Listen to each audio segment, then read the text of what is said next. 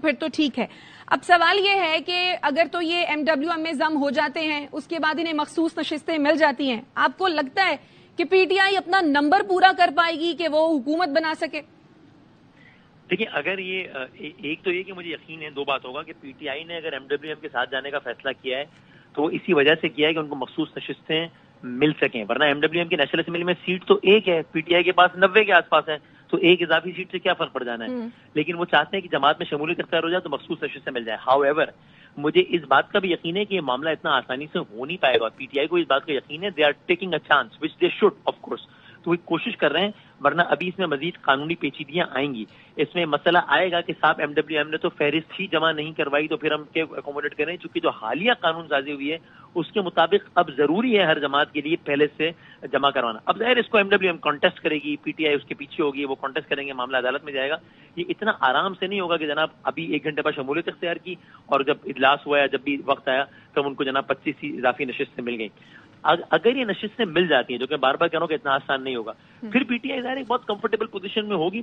لیکن یہ اس سب کے پیچھے جو اگر ہم لگا رہے ہیں نا, یہ اگر بہت بڑے بڑے اگر ہیں.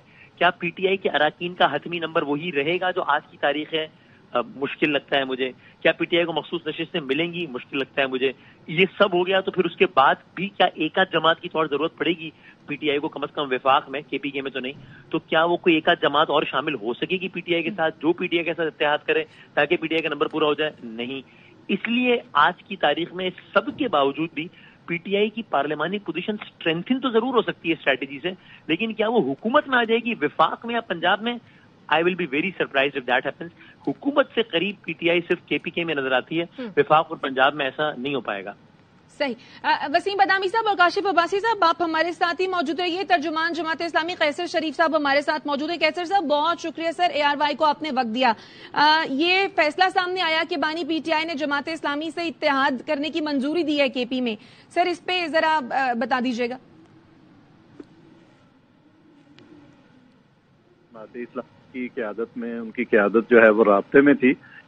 کل بھی پی ٹی آئی کے جو چیئرمین ہیں انہوں نے بھی کال کی, اسی طرح علی امین گنڈا پور صاحب نے بھی رابطہ کیا, اعظم سواتی صاحب بھی جو ہے وہ جماعت اسلامی کی قیادت لیاقت بلوچ صاحب کے رابطے میں تھے.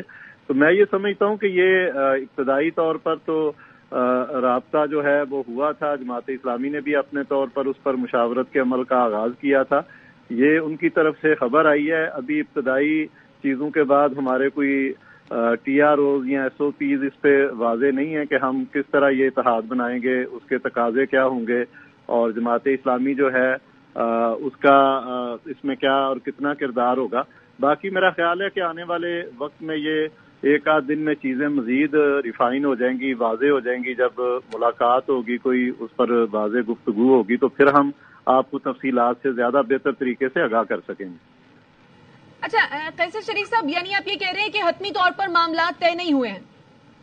دیکھیے, یہ ابھی رابطوں کا عمل تو کافی دنوں سے چل رہا تھا اور ہماری قیادت نے بڑا مثبت جواب دیا تھا اس پہ, لیکن ابھی مل بیٹھنا باقی ہے, اس پر تفصیلات کا طے ہونا جو ہے وہ باقی ہے. جیسے ہی وہ چیزیں طے ہوں گی. یہ جو معاملات چل رہے تھے, کیا گفتگو ہوئی, کیا بات چیت ہوئی, کیا ٹی او آرز آپ لوگوں کے طے ہوئے؟ دیکھیے, اس میں ابتدائی گفتگو میں تو انہوں نے اپنی خواہش کا اظہار کیا تھا کہ ہم اس طرح سوچ رہے ہیں, یا بانی پی ٹی آئی ہیں ان کی بھی یہ رائے ہے, اور اس رائے کے بعد جماعت اسلامی نے ان کو مثبت جواب دیا تھا کہ جماعت اسلامی آپ کی اس تجویز پر غور کرے گی, سوچے گی, اور اس پر جو ہے آگے بڑھا جا سکتا ہے. یہ ابتدائی جواب تھا. کل پھر دوبارہ ان کی قیادت کے جب جماعت اسلامی سے رابطے ہوئے, لیاقت بلوچ صاحب سے انہوں نے رابطہ کیا, کیونکہ جماعت اسلامی کے لیاقت بلوچ صاحب, پروفیسر ابراہیم صاحب اور اسی طرح سابق سینئر وزیر جو ہیں وہ ایک کمیٹی ہم نے تشکیل دی تھی, اس کے رابطے میں آئے. تو یہ فیصلہ ان کی طرف سے سامنے آیا ہے, لیکن جماعت کی طرف سے اور ان کے درمیان جو معاملات طے پائیں گے اس پر ابھی کچھ کہنا قبل از وقت ہے کہ اس میں کون کون سی چیز شامل ہے اور اس کی جزیات کیا ہیں. لیکن پرنسپلی جماعت اسلامی نے ان کو ایک مثبت جواب دیا تھا. اچھا, جزیات کیا ہے یہ تو بھی طے نہیں ہوا, لیکن آگے بڑھا جا سکتا ہے یا آگے بڑھا جائے گا؟ سر کنفرم کر دیجیے گا. دیکھیے, جماعت اسلامی کی طرف سے مثبت جواب کا مطلب یہی ہے کہ اس میں رستہ جو ہے وہ تلاش کیا جائے گا, اس پہ آگے بڑھا جا سکتا ہے.